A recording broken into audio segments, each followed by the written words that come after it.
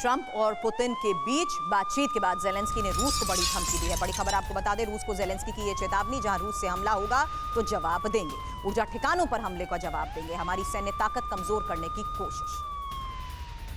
Asthana sir, इसी को लेकर आपसे सवाल करूंगी। पहले जेलेंस्की की ये चेतावनी जिस तरीके से सामने आई है, सुनिए, क्योंकि ये कह रहे हैं कि पुतिन ने पूर्ण युद्ध विराम का प्रस्ताव खारिज किया। मॉस्को ने यूक्रेन पर 40 शाहिद ड्रोन से हमलों को अंजाम दिया है। हमारे ऊर्जा ठिकानों पर हमला होगा तो जवाब देंगे। ज़ेपोरिज़िया प्लांट पर कब्जे की इजाजत नहीं देंगे। पुतिन की कीव को कमजोर करने की ये साजिश है।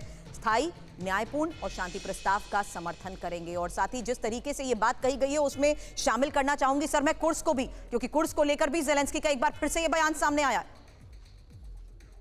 देखिए, कुर्स्क में अगर एग्जैक्ट सिचुएशन देखें तो कुर्स्क में 1000 से ज्यादा स्क्वायर किलोमीटर यूक्रेन के पास था, उसमें से अभी सिर्फ 50 स्क्वायर किलोमीटर उनके पास रह गया। ये तो ग्राउंड हालात है।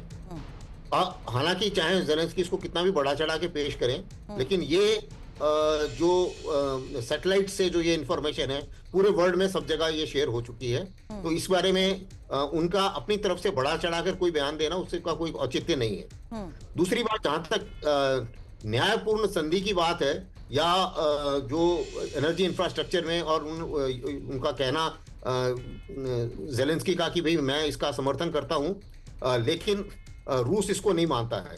तो अब इस बातचीत के बाद में दोष और प्रत्यादोष आपस में एक दूसरे को दोनों करते रहेंगे, क्योंकि अभी की हालत में यूक्रेन के सामने भी ये मसला है कि उन्होंने जो बचे हुए 50 किलोमीटर है, स्क्वायर किलोमीटर है, उससे उन्होंने यूक्रेन को बाहर निकालना ही निकालना है और उससे पहले वो युद्ध विराम नहीं करेंगे। जहां तक एनर्जी इंफ्रास्ट्रक्चर का सवाल है वो मानने को तैयार थे, बशर्ते उन्होंने शर्त लगाई थी कि अगर आप कोई भी नया उनको जो यूक्रेन को मदद नहीं मिलनी चाहिए और यूक्रेन इस 30 दिनों का इस्तेमाल अपने आप को और ज्यादा सशक्त करने के लिए ना करे जी। तो ये जो एज इज वेयर इज वाली सिचुएशन में वो 30 दिन के लिए माने थे, ताकि जो सिविलियंस हैं उनको थोड़ी राहत मिल जाए एनर्जी के हिसाब से। बिल्कुल। लेकिन अभी ऐसा लग रहा है कि यूक्रेन को ये मंजूर नहीं है, क्योंकि यूरोप और यूक्रेन चाहते हैं कि उनका उम्मीद थी कि ये 30 दिन हमें चाहिए यूक्रेन को बैलेंस बढ़ाने के लिए और ज्यादा बाय करने की कोशिश कर रहा था सर, उसमें वो सफल भी नजर आया है। यही वजह है कि रूस के बेलगरोद में भी यूक्रेन ने भीषण अटैक को अंजाम दिया। एक और बड़ी खबर बता रही हूँ, यूक्रेनी सेना पर रूस का जवाबी हमला और रूसी सेना ने यूक्रेनी आर्मर्ड व्हीकल को भी तबाह किया। वॉर जोन में तैनात कई हथियारों को कैसे निशाना बनाया गया, ये देखिए तस्वीर।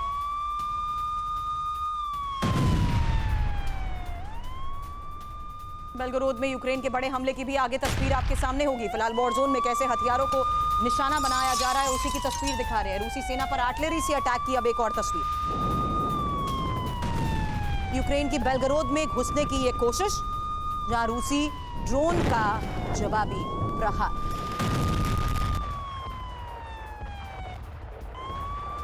हालांकि जेलेंस्की का यह मिशन बेलगरोद क्या फेल हो चुका है, क्योंकि बेलगरोद में अचानक यूक्रेन के हमले जिस तरीके से तेज हुए, आर्टिलरी और दूसरे हथियारों से ताबड़तोड़ अटैक को लेकर खबर आई, यूक्रेन ने बेलगरोद पर कब्जे की भी कोशिश की। रूसी फौज ने यूक्रेन पर भीषण ड्रोन प्रहार कर दिया और रूस की आर्मी ने यूक्रेन को बेलगरोद से खदेड़ दिया। दावा रूस के रक्षा मंत्रालय की तरफ से यही किया जा रहा है। हालांकि बेलगरोद टारगेट पर क्यों था, यह भी जान लीजिए। आपको बता दें, सुमी, खार्किव, लुहांस्क सीमा पर है ये। रूस यहीं से यूक्रेन पर हमलों को अंजाम देता आया है और कब्जे से रूस को कमजोर करने का ही बेलगरोद को लेकर जेलेंस्की का ये प्लान था। लेकिन इस बीच एक और बड़ी खबर, और अब उस फ्रंट का हम रुख कर रहे हैं जहां पर आईडीएफ के हमलों से गाजा किस तरीके से एक बार फिर से दहल गया है, उसकी लेटेस्ट तस्वीरें सामने आई हैं। आपको बता दें, खान यूनिस पर इजराइल जिस तरीके से भीषण हमलों को अंजाम दे रहा है, उसकी लेटेस्ट तस्वीर आपके सामने है। इजरायली वायुसेना ने बारूदी बौछार की है। गाजा पर इजराइल के जबरदस्त हमले की एक और तस्वीर अब आपके सामने। इजरायली हवाई हमलों ने यहां तबाही मचाए रखी है। आईडीएफ ने गाजा के रिहायशी इलाकों को टारगेट किया। इजराइल के हमले में कई लोगों की मौत की खबर। तो इजराइल जिस तरीके से इस फ्रंट पर लगातार हमलों को अंजाम दे रहा है, गाजा की ये लेटेस्ट तस्वीरें हैं जिससे साफ है कि किस तरीके से इजराइल ने अब चुन चुन कर कई इमारतों को टारगेट किया। रिहायशी इलाका ये बताया जा रहा है जिसकी तस्वीर आप देख रहे हैं।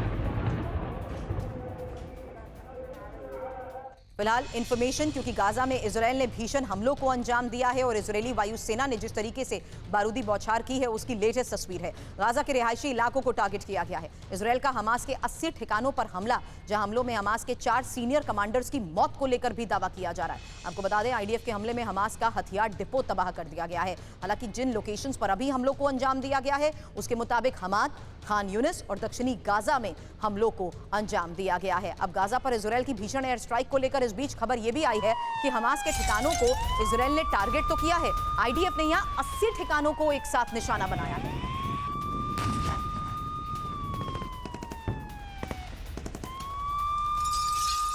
तो गाजा में फिर ग्राउंड ऑपरेशन इजरायल चलाएगा। एक और बड़ी खबर आपको बता रहे हैं, इजरायली सेना गाजा के कई क्षेत्रों पर हमलों को अंजाम दे रही है।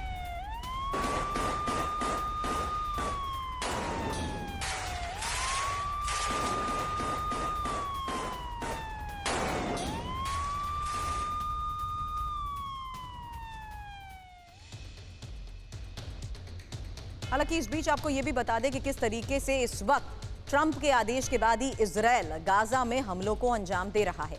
लेकिन एक इंटरेस्टिंग फैक्ट, ट्रंप ने राष्ट्रपति बनने से दुनिया में चल रहे युद्ध को लेकर जो कहा था वो शपथ लेते ही युद्ध रुकवा देंगे, लेकिन ऐसा हुआ नहीं। बता रहे हैं आपको ट्रंप ने क्या क्या वादे किए थे, क्योंकि यहाँ देखिए, ट्रंप ने वादा किया था रूस यूक्रेन युद्ध खत्म होगा। हुआ क्या? पुतिन से चर्चा के बाद भी युद्ध विराम नहीं हो सका है। उसमें दूसरा महत्वपूर्ण वादा गाजा में शांति को लेकर था। हुआ क्या?